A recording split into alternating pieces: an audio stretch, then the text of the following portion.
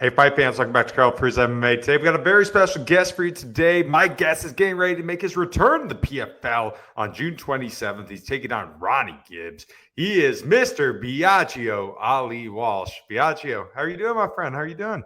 I'm doing great. How about yourself?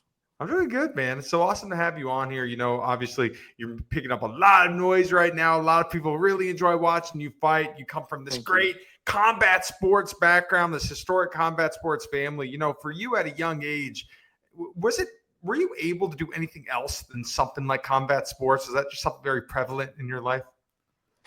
Yeah, first, thanks for having me on.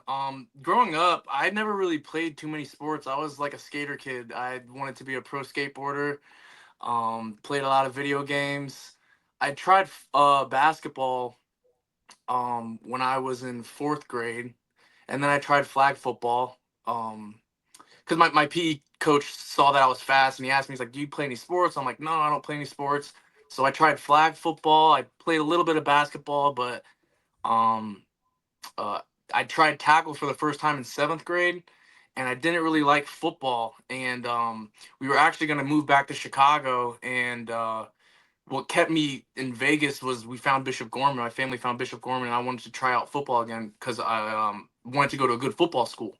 So growing up, I didn't really play any sports really except those two. No combat sports. And then it was football for a while. You know, for you, obviously, your brother boxing, you know, your grandfather, one of the greatest boxers to ever do it. How did MMA, how did you find mixed martial arts? How was this your pathway? Yeah, it so I was always a fight fan growing up. I loved boxing. I loved watching fights.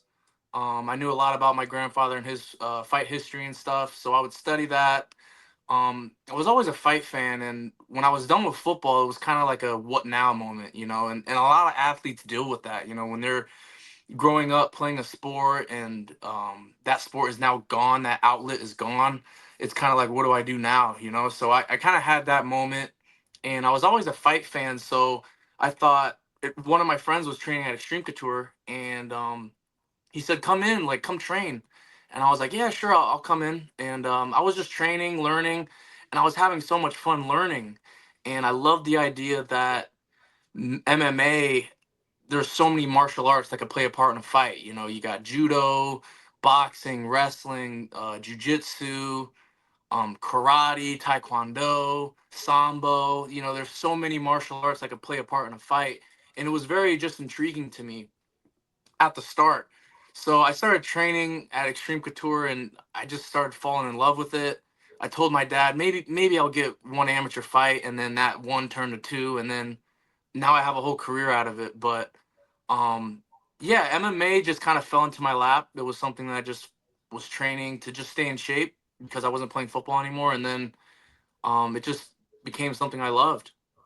You know, you mentioned training over at Extreme Couture, you know, one of the most premier gyms right now. Obviously, Eric Nissick and the rest of the guys doing a great job there. When you look at who they have, I mean, it's Manel Kops training over there. You got Yeah. Sean Strickland training over. You got Matisse Camilo training over there. I mean, the names go Mhm. on and on and on. What's it like to be able to mix it up with some of the best in the world? It's awesome, man. Actually, Manel helps me out a lot, dude. He shows me tips and tricks that he does that, and I mean, he's one of the best in the world. So, like, ever since I've been there, especially when I started training with the pros, I started just picking everybody's brain. Like, what do you do? What's your mindset for this? I started just picking brains, and at Extreme Couture, there's so many high level guys you can do that with, and it's just awesome. The gym's a family, and everybody's trying to help each other out, and I take full advantage of that. I try to pick off what these guys do. You know, for you, do you feel that fighting is more mental than it is physical? Absolutely. I think it's 95% mental and 5% physical, which is weird to say because it's such a physical sport, but it's very mental.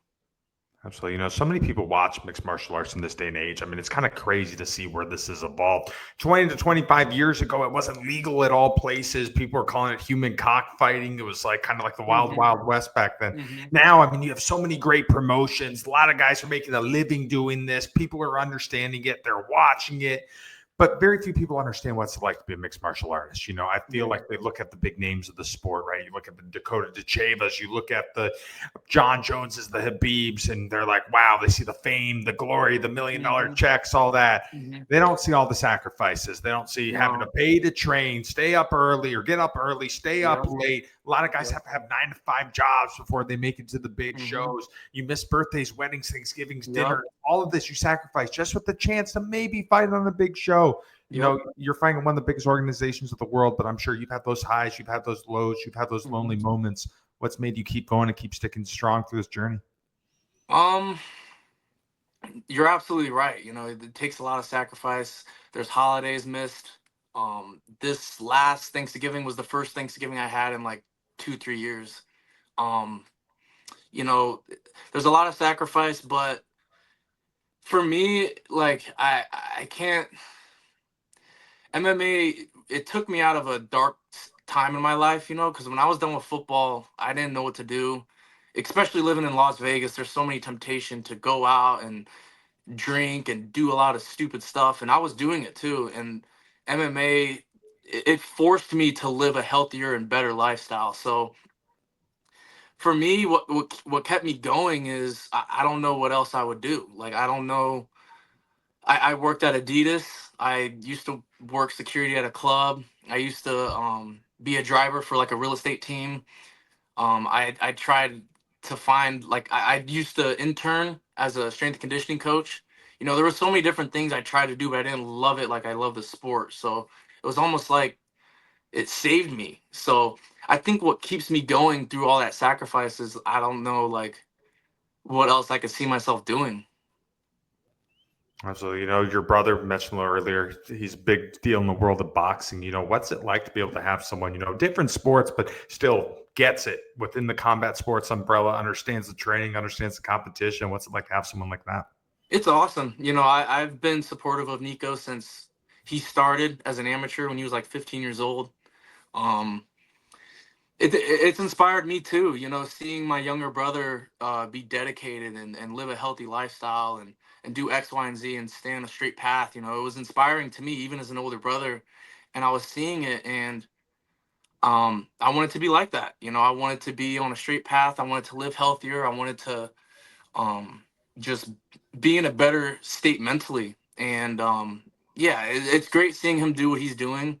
He's getting better and better, and um, it's also very clutch living with my brother as well. I live in a household where he's a pro athlete too, so he understands the diet. He understands the going to sleep early. I don't. When I was in college, I'd come home and I'd have people in my house drinking and having fun, playing games, all type of stuff. I don't get that here. My brother, he understands it. He's a pro boxer, so it's really clutch to be able to live with someone who understands that. Absolutely. For you, we really saw you when you were an amateur, being able to fight on the PFL for your amateur contest. How did that all come about, man? How did you find the PFL? Yeah, so so I had one amateur fight, my first amateur fight. I fought at 170. That was for Fusion in Billings, Montana, and it was a crazy fight. I ended up losing that fight. And shortly after that, my brother and my dad had went to a boxing event here in Vegas, and um someone had came up to my dad with like a business card, and he was like, "Hey, I'm here to talk about your son." And my dad was like, "Oh, Nico's over there." He's like, "No, your other son. I'm with the PFL." And he gave this business card, and my dad called and got in contact with the PFL, and they were like, "We want to sign Biaggio as an amateur. We see potential in him, yada yada yada." And I'm sitting here like, I'm 0-1. I just lost my first amateur fight. Like, why? So I was really surprised. I didn't know what to do, how to think. I felt like it was a lot of pressure. I mean, PFL. I'm 0-1 as an amateur. I don't know what to do. I'm thinking, okay, maybe it's just the name. Maybe they just want to, milk the name. I don't know. But yeah. So I had another amateur fight. I went down to 55. I won that fight, and that was my first ever win. And shortly after that, I announced that I was signed with the PFL as an amateur. And yeah, the fight after that was Madison Square Garden. world championship card as an amateur, and I was like about to shit my pants. It was a crazy experience. I didn't know how to like manage all those emotions, but that's pretty much how it started. You mentioned your last name, obviously being the grandson of Muhammad Ali. A lot of people get excited with that. A lot of eyeballs, a lot of attention on you. Is there any pressure that comes with it? Do you enjoy it? Do you thrive on it? Does it get annoying sometimes? Like, we'll talk about that a little bit. All of the above, everything you just said. I feel like I thrive through pressure. Sometimes it does get annoying. I could be world champion, but I'll still live in the shadow of him just because I'm related.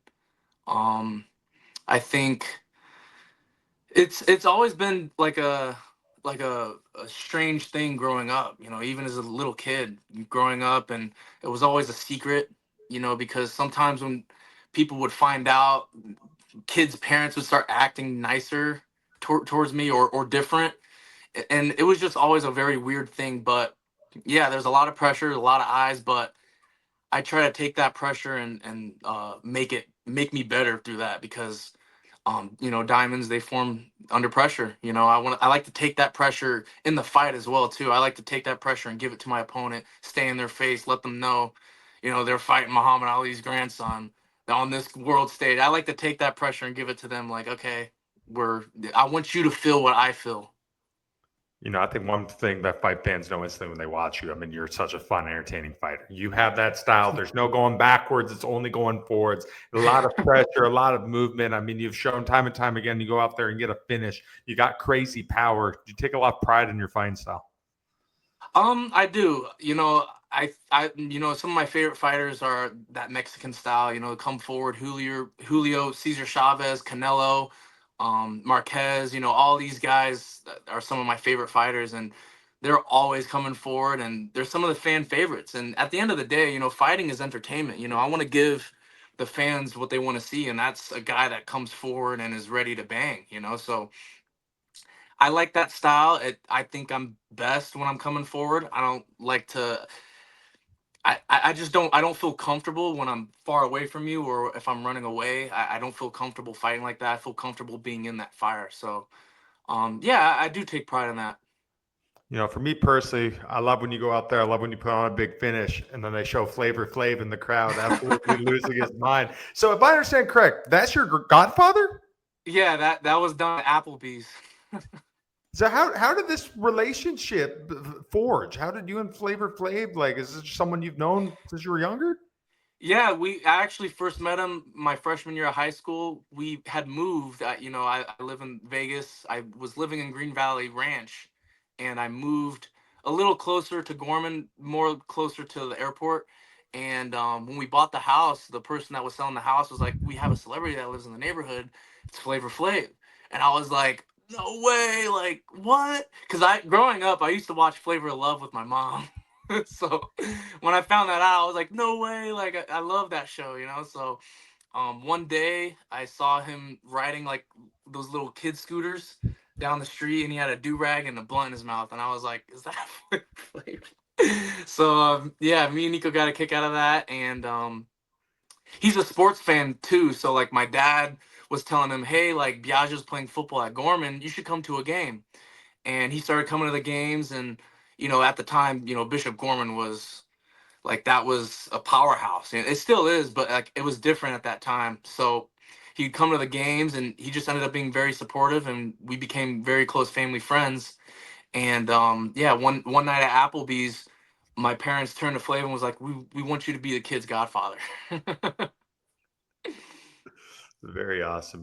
One thing that we're starting to see in this day and age, obviously the sport has become so big, and a big part of that is social media. When you go on Yeah. Instagram, Facebook, TikTok, if you're a fight fan, it just finds your feed. I mean, all these different fighters are on their MMA platforms, guys calling each other out, everything's right on your phone. How do you feel that personality and social media has affected martial arts? I mean, it goes back to the time of my grandfather, like if there was social media at the time of my grandpa when he was, trash talking and stuff, I can't imagine the views or I just can't. But it all started at that time, and then, he did it to get more people to watch and pay tickets to come see him fight. and it worked. And a lot of fighters saw that it worked, so they started doing the same thing. And especially since the rise of social media, it's a lot easier to draw those eyes and get that hype, So yeah, I look at social media as a tool to be able to market yourself, and that's what I think is it's being used as. So yeah, I think especially in the combat world too, like you're fighting. There's a lot of trash talking, and when you end up fighting, it's two guys in a cage, and now that trash talk you got to back up. So it's very prominent in combat sports, but I think it all starts with my grandpa and like how he used it, and now that you have social media, it's being used to its advantage and it's working. In this day and age, one thing I love about being a mixed martial artist, being on one of the bigger shows, is you develop a platform, right? Like, obviously, Hmm. you have a bunch of followers on your social media platforms. For you, what do you want to use that platform for? What kind of messages, what kind of values are you grateful to have that you can help express and share with the rest of the world? Um, it's kind of a cliche answer, but I want to help inspire people. I like to. I've gotten very close to my religion. I think my faith is getting stronger and stronger every day, and I want to be able to use that platform to inspire people to trust in God, believe in God, and do have success out of that. Because I believe that that's how you can find success. So and helping people too, and hopefully one day I get enough money where I could start nonprofit organizations and donate to those in need, homeless people, sick people. That's how I want to use my platform, because and I actually saw that with my grandpa growing up. He has such a big platform and he helped a lot of people. And he took advantage of that. Never said no to an autograph. um People would hand them their kid, and he'd kiss them, sign autographs, and just spread so much happiness. And he used that platform, and boxing gave him that platform. So that's how I want to use it. I want to be able to help people. I want to help inspire people and bring people to God. So many people watch the sport, and I think most of the casual fans, they understand the basic stuff. They understand that you guys train, you go for a fight, try to win a belt, try to make more money, go to the big shows, all that. But I think what the casuals don't realize is there's a fight outside of the actual fight in the cage. Yeah. It's the fight to not have to clock in at 9 o'clock in the morning, clock out at 5 o'clock in the morning. It's the Yeah. fight to live your life under your terms, not follow Mhm. the societal norms, live life your way. It's the fight to secure financial freedom. For you, is Mhm. that another part of this journey? Absolutely. I think for me, like most of the fight is fighting to stay calm. Because fighting is such a tense thing. I think a lot of the fight is fighting to keep that composure and stay calm in the fire. Um, to me, that's what it is. And also fighting to for your family. Once you get a family, now you're not fighting for yourself anymore. You're fighting for your kids. You're fighting for your wife. So most of the fighting does, you're right, it does happen outside of the cage. And life itself is a fight. You got lows, you got highs. In the low times, you're fighting to get the high, get back to that, that high mindset, that positive mindset. So um yeah, it's all a part of life, not just in combat. For you, what does it mean to call yourself a martial artist? um what does it mean? I mean, um I can't, I don't have it like a deep response to that. I look at it now as just a job. I fight to be able to feed my family in the future, to be able to take care of my kids and my wife. That's why I fight. I fight to be able to use that platform, like you said, to help people, um, and provide. That's what a man does. He provides, and that's why I fight. So as a mixed martial artist, that to me is just a job title. All right, so you're getting ready to make a return back to the PFL June 27th, taking on Ronnie Gibbs. Overall, what do you think of him as an opponent? I think he's a good opponent. I'm glad he's ready to fight. I think he's from Chicago too. I was born in Chicago, so we're both fighting in our hometowns. Um, yeah, I'm super excited. He seems like a striker, knows a little grappling. Yeah, I'm just really excited to just give the fans what they want to see. So they're doing their world tournament right now. After this one, you could potentially be 3-0. You think maybe in the next year or two we might see you part of this world tournament? I don't know, man. Like I don't know what the future holds. So I would like to guess that eventually I will be in the world tournament. I'm God willing, I become 3-0 in this next fight.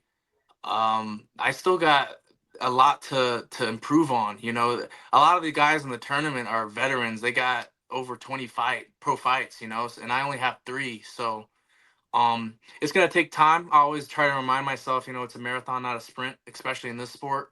So yeah, like my biggest goal right now is just improving, and when the time comes to get into that tournament, that's when it will happen.